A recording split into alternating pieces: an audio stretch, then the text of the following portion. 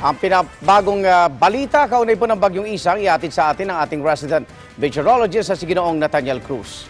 Mantani. Igan, sa pagtaya ng Pag-asa, maglalandfall ang Bagyong Isang sa bahagi ng Cagayan, Isabela area matapos ang hating gabi mamaya. Kumikilos ito pahilagang kanluran sa bilis na 15 kilometro kada oras.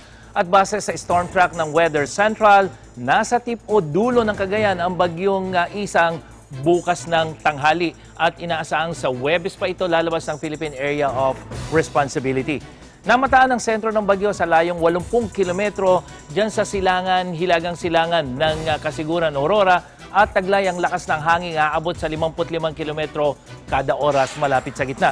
Nakataas pa rin ang public storm warning signal number 1 sa mga probinsya ng Aurora, Quirino, Isabela, Ifugao, Mountain Province, Abra, Kalinga, Apayao, Ilocos Norte, Ilocos Sur, Cagayan at kabilang na ang Calayan, Babuyan at Batanes Group of Islands. Kaya paalala sa mga kapuso natin sa mga lugar na yan, maging alerto sa flash floods at landslides. Pero maliban sa mga lugar na yan, asahan din ang mga pagulan sa malaking bahagi ng ating bansa tulad ng nalalaming bahagi ng Luzon, kabilang na ang Metro Manila, gayon din ang Visayas at Mindanao. Bunso naman ito, Igan, ng habagat na pinag-iibayo ng Bagyong Isang. Kaya paalala mga kapuso, maging I am ready. Igan?